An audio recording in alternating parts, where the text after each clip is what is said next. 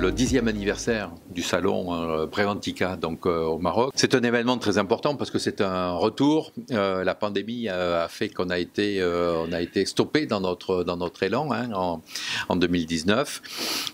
C'est un retour. Notre plaisir est de voir qu'en fait les attentes et la demande restent intactes par rapport à ces questions de sécurité et de sûreté. On est en train de construire une édition extraordinaire avec plus de 150 exposants, avec un congrès qui va réunir une soixantaine de conférences. On a déjà plus de 3000 personnes qui sont déjà inscrites. Et on est à un mois de l'événement. Et donc on s'aperçoit que ces questions de sécurité sont des questions majeures aujourd'hui. Le Maroc est un pays qui est en plein développement, en pleine évolution, en plein boost, qui prépare l'arrivée de la Coupe du Monde donc en 2030. Et donc beaucoup de construction, beaucoup d'impact sur les transports, des stades, des écoles, etc., des entreprises. Et donc on voit aujourd'hui, on constate que les questions de sécurité sont au cœur de l'organisation économique du pays.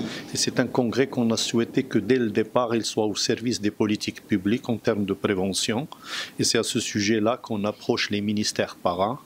Et lorsqu'ils nous accordent leur parrainage, donc la première mission, c'est d'aller prendre une entrevue avec le ministre ou avec un des représentants qu'ils nous désignent pour qu'on puisse travailler sur les lignes directrices du congrès.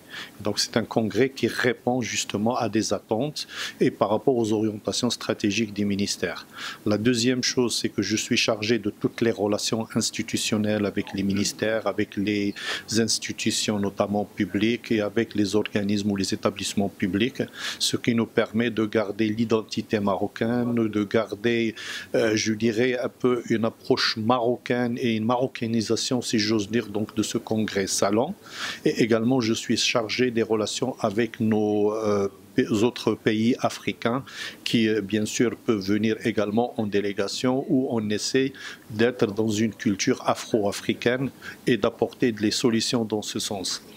Pour l'organisation du congrès, dès le départ, on a opté d'abord pour une homogénéisation par rapport aux différentes thématiques qui sont traitées de manière à ce qu'on puisse toucher d'abord la santé et la sécurité des personnes et donc préserver la personne dans son milieu de travail, comme on essaie justement de préserver le patrimoine et les structures productrices de richesse et d'économie, bien sûr.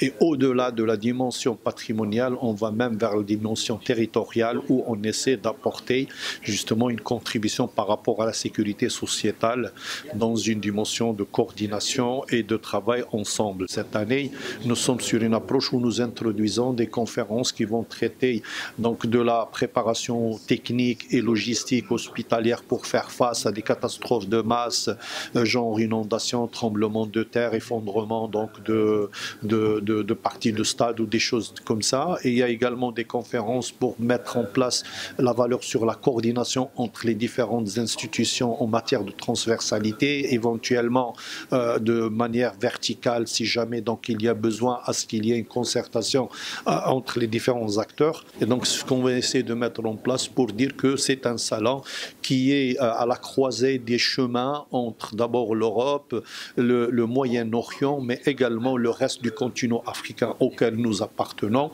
Et c'est un salon où on a essayé de mettre dès le départ les orientations royales comme étant une feuille de route qui nous a permis donc de je dirais, d'intégrer et de comprendre très tôt beaucoup d'avantages que nous avons perçus. Peut-être au départ on a été, si j'ose dire, en tant que Marocain, donc dans une confiance par rapport à ces orientations, mais par la suite on a perçu l'avantage de ces orientations.